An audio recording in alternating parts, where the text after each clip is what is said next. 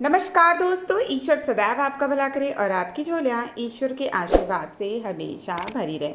तो दोस्तों, आज बात करेंगे अनंत चतुर्दशी व्रत, जो कि 2020 में 1 सितंबर 2020 को मनाया जाएगा। ये दिन बहुत ही शुभ होता है, बहुत ही पवित्र होता है। इस दिन भगवान विष्णु के अनंत रूप की आराधना की जाती है। इस दिन 14 गांठें बनाकर एक अनंत धागा बनाया जाता है, जिसकी पूजा करने के बाद उसे वहाँ पर बांध लिया जाता है। अनंत चतुर्दशी के दिन ही कई जगह गणेश विसर्जन भी किया जाता है।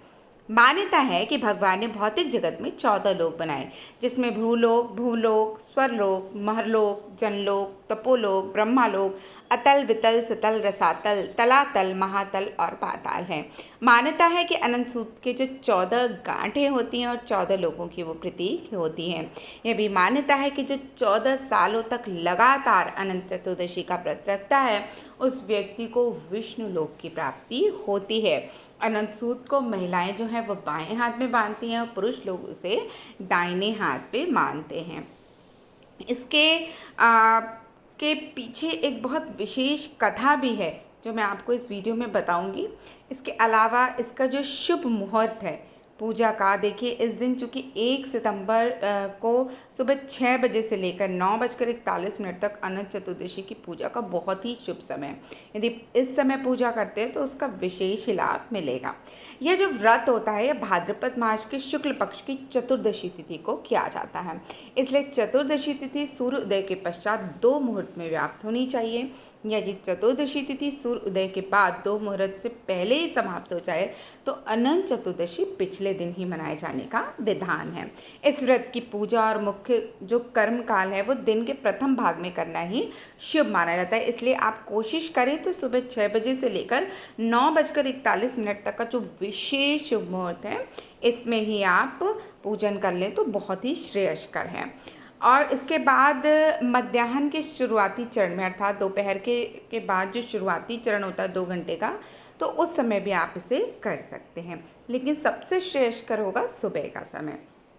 अब बात करेंगे इसकी पूजन विधि की।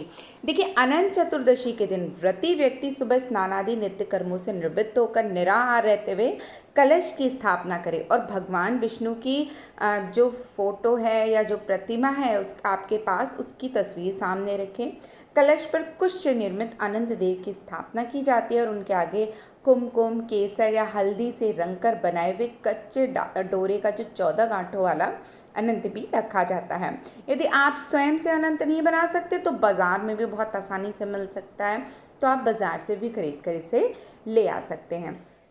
इसके बाद अनंत देव की जो कथा होती है वो भी सुनी जाती है। मान्यता है कि व्रत रखने के साथ साथ यदि व्यक्ति इस दिन विष्णु सहस्त्र नाम स्तोत्र का पाठ करता है तो उसकी समस्त मनोकामना पूर्ण होती है। पूजा के अंत में एक बर्तन में दूध, सुपारी, अनंत सूत डालकर क्षीर मंथन होता है और उसके बाद आरती की जाती है और अनंत देव का ध्यान करके अनंत सूत को पुरुष जो हैं वो दाहिने हाथ में और स्त्रियां बाएं हाथ में बांध लेती हैं। देखिए, इसकी जो कथा है वो बहुत ही विशेष है।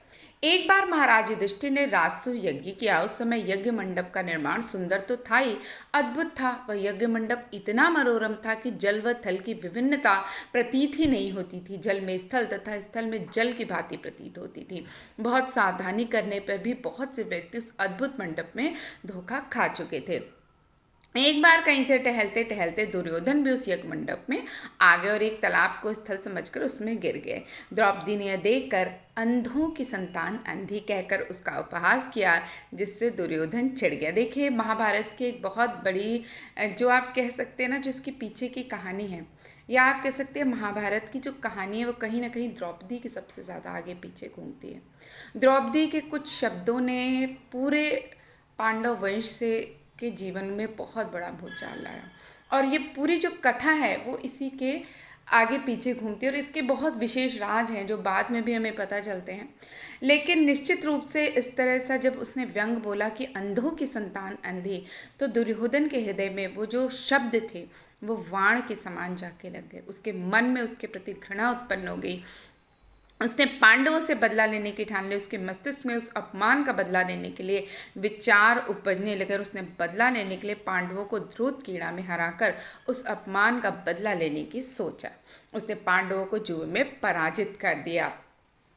पराजित होने पर प्रतिज्ञानुसार पांडवों को 12 वर्ष के लिए वनवास भोगना पड़ा। वन में रहते हुए पांडव अनेक कष्ट सहते रहे। तो एक दिन भगवान कृष्ण जब उनसे मिलने आए तब युधिष्ठिर ने उनसे अपना दुख का और दुख दूर करने का उपाय पूछा। तो श्री कृष्ण जी ने कहा कि हे युधिष्ठिर, तुम विधि पूर्वक अनंत भगवान का व्रत करो, इससे तुम्हारा सारा संकट दूर हो जाएगा और तुम्हारा खोया हुआ राज्य पुनः प्राप्त हो जाएगा। तो इस संबंध में भगवान कृष्ण ने उनको एक कथा सुनाते हुए बताया कि पौराणिक समय में प्राचीन काल में सुमंत नाम के एक ऋषि हुआ करते थे। उनकी पत्नी का नाम था दीक्षा। कुछ समय के पश्चात दीक्षा ने एक सुंदर कन्या को जन्म दिया जिसका नाम रखा गया सुशीला। लेकिन कुछ ही समय के पश्चात सुशीला के सिर से माँ का साया उठ गया। अब ऋषि की बच्ची के लालन पालन की चिंता होने लगी तो उन्होंने दूसरा विवाह करने का निर्णय लिया। उनकी दूसरी पत्नी सुशीला की जो सौतेली माँ थी उसका नाम था कर्कशा। देखिए, प्राचीन काल में तो जो कथाएं होती हैं उनमें नाम भी ऐसे रखते हैं जो इंसान के व्यक्तित्व को बताते थे। वह अपने नाम की तरह स्वभाव से ही कर्कश भी थी। जैसे जैसे प्रभु कृपा से सुशीला बड़ी होने लगी और वह दिन भी आया जब ऋषि सुमंत को उसके विवाह की चिंता सताने लगी। काफी प्रयासों के पश्चात कौंडिल्य ऋषि से सुशीला का विवाह संपन्न हुआ, लेकिन वहां भी सुशीला को दरिद्रता का ही सामना करना पड़ा। उन्हें जंगलों में भटकना पड़ रहा था। एक दिन उन्होंने देखा कि कुछ लोग अनंत भगवान की पूजा कर रहे हैं और हाथ में अनंत रक्षा सूत्र भी बांध रहे हैं। सुशीला ने उनसे अनंत भगवान के व्रत के महत्व को जानकर पूजा का विधि विधान पूछा। उसका पालन करते हुए अनंत रक्षा सूत्र अपनी कलाई पर भी बांध लिया। देखते ही देखते उसके दिन फिरने लगे। कौंडिल्य ऋषि में अहंकार आ गया। उन्हें लगा कि ये सब कुछ तो उनकी मेहनत का ही निर्मित है। ये सब कुछ जो कुछ भी प्राप्त हुआ है वो उनके प्रयासों से प्राप्त हुआ है, ना कि किसी व्रत या ईश्वर की कृपा से। अगले ही वर्ष ठीक अनंत चतुर्दशी की बात है कि सुशीला अनंत भगवान का शुक्रिया कर उनकी पूजा आराधना करके अनंत रक्षा सूत्र को बांध कर लौटी। तो कौंडिल्य को उनके हाथ में बंधा हुआ अनंत धाता दिखाई दिया। उसके बारे में उन्होंने उससे पूछा। सुशीला ने खुशी खुशी बताया कि अनंत भगवान की आराधना करके यह रक्षा सूत्र बंधवाया है। इसके पश्चात ही हमारे दिन बहुरे हैं। इस पर कौंडिल्य ऋषि को खुद को अपमानित महसूस होने लगे। उनकी मेहनत का श्रेय होने लगा कि उनकी जो पत्नी सुशीला है वो अपनी पूजा को दे रही है। उन्होंने उस धागे को उतरवा दिया और इससे अनंत भगवान रुष्ट हो गए और देखते ही देखते कौंडिल्य ऋषि अर्श से फर्श पे आ गिरे। तब एक विद्वान ऋषि ने उनके किए गए कर्मों का उन्हें एहसास दिलाया और कौंडिल्य को अपने कृत्यों का पश्चाताप करने को कहा।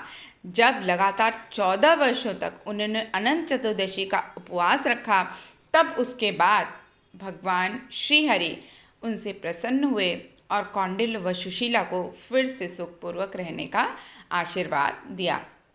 निश्चित रूप से ये जो कथा है हमें बहुत सारी चीज़ों को बताती है और ये भी बताती है कि जब भी हमें ईश्वर से कुछ भी प्राप्त हो, या कहते हैं ना कि बहुत लोगों को कर्म का भी अहंकार हो जाता है कि मैं ऐसा काम करता हूँ, मेरे सद्कर्म है। कभी भी अपने कर्मों पे अहंकार ना करें।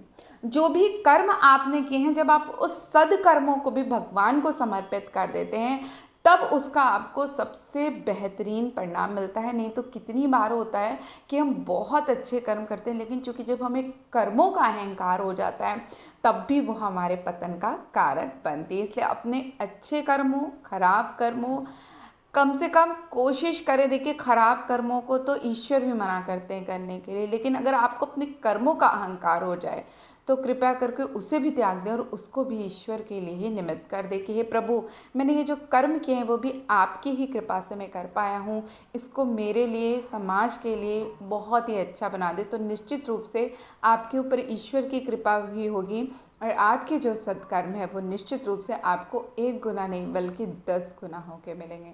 तो दोस्तों, आशा करती हूँ आपको हमारी आज की दी हुई जानकारी पसंद आई होगी। ऐसी ही रोचक जानकारियों के लिए व कथाओं के लिए कृपया आप हमारे चैनल को लाइक, सब्सक्राइब और शेयर अवश्य करें। तब तक के लिए दोस्तों, नमस्कार।